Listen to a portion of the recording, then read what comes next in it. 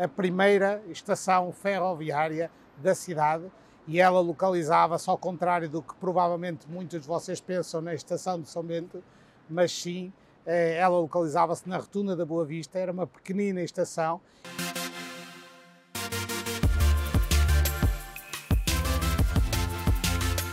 Olá a todos, espero que estejam muito bem desse lado. Hoje trazemos um vídeo muito especial para falarmos um bocadinho mais aqui da cidade do Porto, nomeadamente aqui das zonas de Miragaia e de Massarelos. Pelo menos estas zonas que vamos falar estão inseridas nestas freguesias, mas as freguesias depois têm uma zona mais próxima do rio que iremos abordar futuramente, seguramente.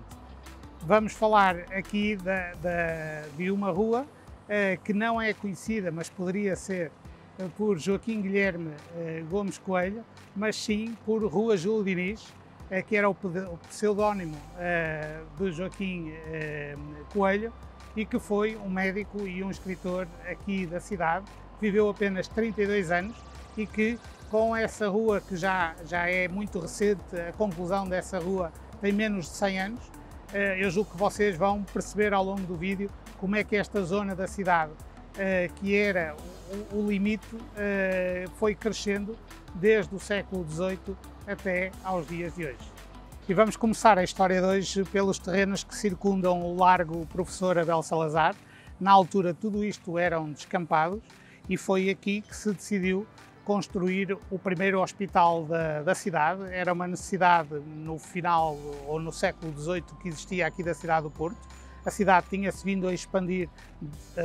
passando os limites da muralha fernandina e aqui era o limite da cidade. Foi aqui que o arrojo, a determinação e a capacidade de empreender dos portuenses, juntamente com a Santa Casa da Misericórdia, pelo menos como é conhecida agora, a Santa Casa da Misericórdia, permitiram encomendar ao arquiteto inglês John Carr, que por curiosidade nunca veio aqui à cidade do Porto, encomendar a construção deste hospital e era um projeto megalómano, um projeto muito grande mesmo e que era tão grande que nunca acabou por ser concluído na sua totalidade. A primeira pedra deste hospital foi colocada no dia 15 de julho de 1770 e é uma data simples de fixar porque é a data do meu aniversário e houve muitas dificuldades em conseguir levantar este hospital, quer pela turbulência que existiu com as invasões francesas que começaram exatamente nesse mesmo ano,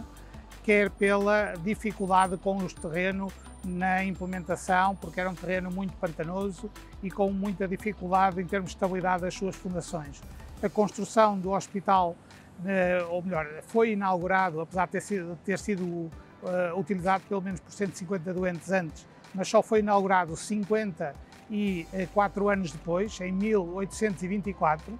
e foi claramente o marco da capacidade de os portuenses poderem empreender, e eu reforço esta questão de serem os portuenses, porque o apoio central, o apoio da coroa portuguesa na altura não era muito grande, porque o Porto não tinha assim uma dimensão tão imponente e que permitisse ou que justificasse aos olhos da coroa este projeto. No ano seguinte à sua inauguração, começa a funcionar aqui a Escola Médico-Cirúrgica do Porto, que é a precursora da Faculdade de Medicina da Universidade do Porto, e em relação ao edifício, aquilo que eu gostaria de destacar é que é um belíssimo exemplar da arquitetura neoclássica aqui em Portugal. É provavelmente o maior edifício paladiano de Portugal e é um dos melhores exemplares que foi construído fora das Ilhas Britânicas. Uma particularidade em relação à construção é que o projeto originalmente foi pensado ser construído em tijolo e, considerando aqui os atributos e a capacidade que a cidade tem relacionada com o granito e com a exploração granítica, acabou por ser construída dessa forma, o que aumentou também significativamente o seu custo e o seu tempo de execução e, portanto, depois terá sido também um dos motivos para que apenas cerca de metade a 2/3 do projeto original é que foram construídos. Este edifício foi classificado como Monumento Nacional em 1910 e tornou-se claramente o hospital da cidade no século XIX e no século XX. Para terem uma noção da dimensão atual do hospital e do centro hospitalar que integra e é a pedra basilar desse centro hospitalar. Aqui trabalham mais de 4.000 pessoas todos os dias. São realizadas cerca de 3.000 consultas diariamente, mais de 140 cirurgias. Deixem-me dar aqui só uma nota de rodapé. Em 2020 fizeram 250 anos desde a primeira pedra deste hospital. Foi orçamentado a limpeza destas fachadas, que tanto merecem e que há 250 anos nunca foram limpas. Foi orçamentado, e se não me falha a memória, o orçamento era 250.000 euros e foi prometido que isso iria ser realizado e, portanto, para alguém da Câmara Municipal do Porto, para alguém da Santa Casa de Misericórdia que esteja a ver, aquilo que eu pedi era, lembrem-se, por favor, desse trabalho tão importante e de dignificar este monumento que tanto nos honra ter aqui na cidade do Porto. E um dos pontos claros de interesse desta zona é o Museu Soares dos Reis, que foi constituído em 1833, a fundação do museu, mas começou a funcionar não nestas instalações, mas sim no Convento de Santo António, que é onde atualmente funciona a Biblioteca Municipal da cidade do Porto, junto do Jardim de São Lázaro.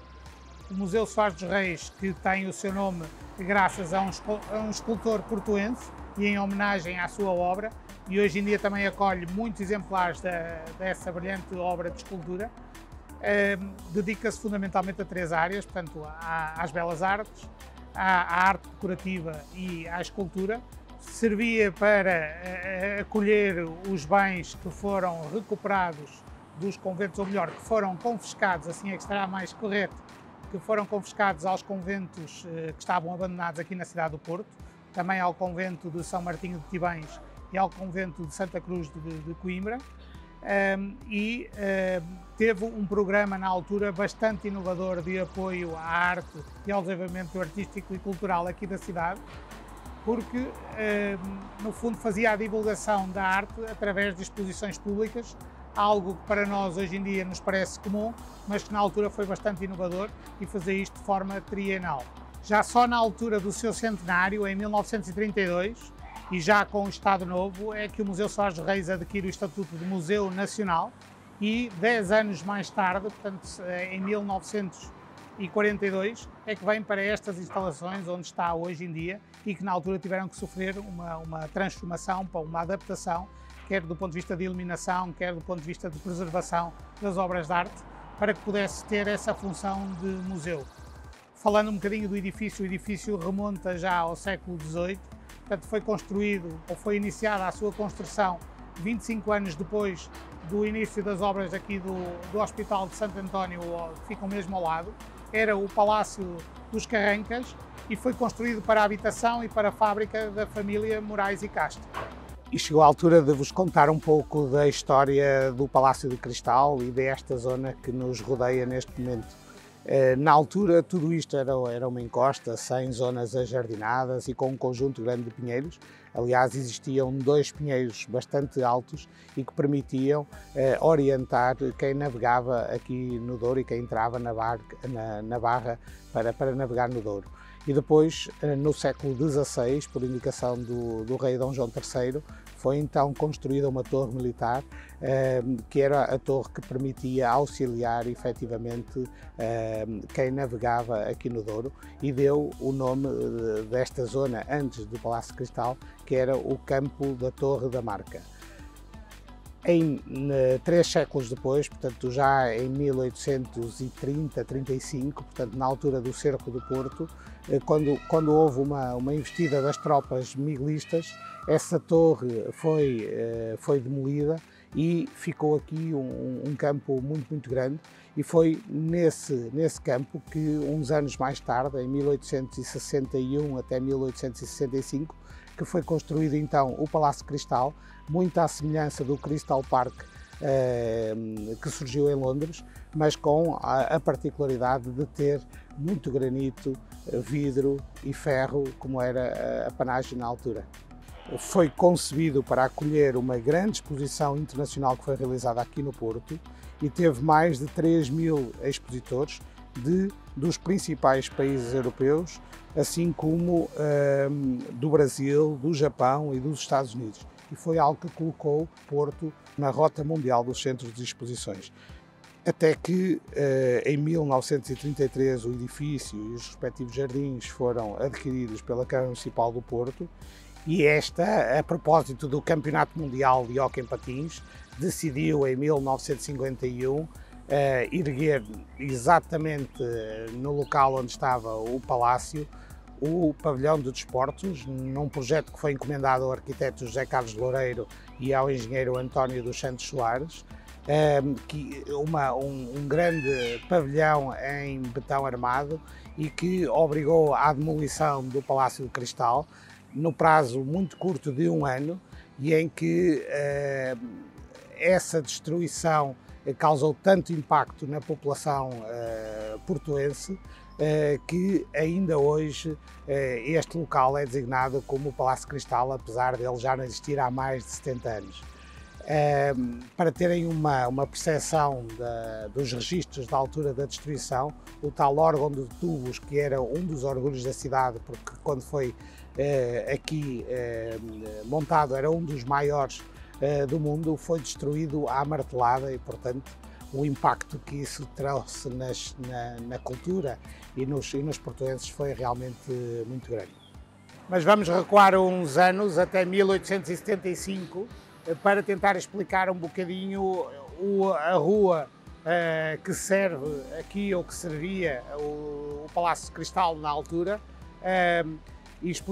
remontar a 1865, porque foi a data em que foi inaugurada a primeira estação ferroviária da cidade, e ela localizava-se, ao contrário do que provavelmente muitos de vocês pensam, na estação de São Bento,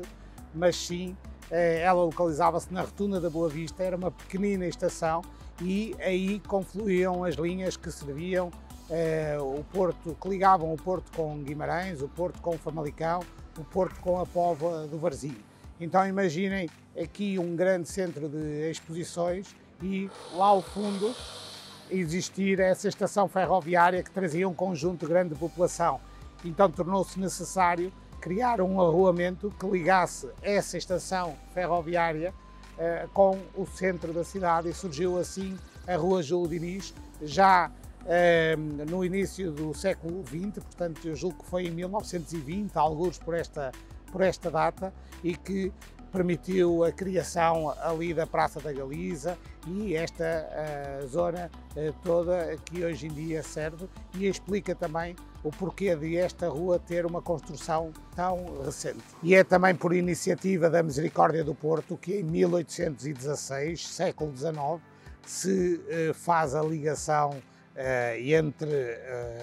o centro da cidade, ou a periferia da cidade na altura, e a Marginal, o Passeio de Massarelos, através da construção da Rua da Restauração. Esta rua demorou 25 anos, ou mais de 25 anos, a ser construída, e percebe-se a dificuldade de construção para se desmontar e retirar toda esta pedra da encosta que existia aqui. A rua atravessou o Campo da Agra, onde está o Hospital de Santo António,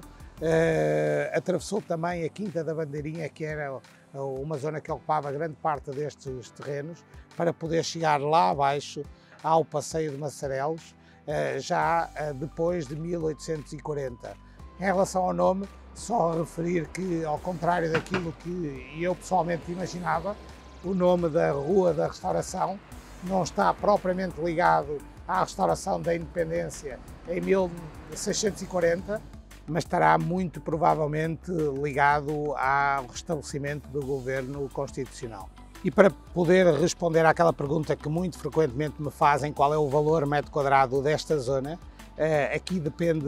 a resposta. Portanto, se for um apartamento, o valor médio que é pedido neste momento é de 3.960 € por cada metro quadrado, e esta zona oferece fundamentalmente para venda neste momento T1s, e o valor do apartamento médio anda entre os 250 e os 300 mil euros, enquanto que, se falarmos de moradias, aqui o valor metro quadrado já é de 1.950 €, pelo menos os valores que são pedidos, sendo que a moradia média custa entre os 600 e os 700 euros por cada, desculpem, os 600 mil e os 700 mil euros, e tem uma tipologia de T4. Espero que tenha gostado deste vídeo. Se conhecer alguém que viva nesta zona, ou se já cá tiver residido, ou se quiser sugerir uma próxima zona, não deixe de deixar ficar esse comentário e essa sugestão, que teremos todo o gosto em responder. O meu nome é Luís Baldac e se ainda não subscreveu, aproveite agora, subscreva o canal ou deixe ficar um incentivo para continuarmos a fazer estas gravações e deixe ficar o seu like. Obrigado e até à próxima.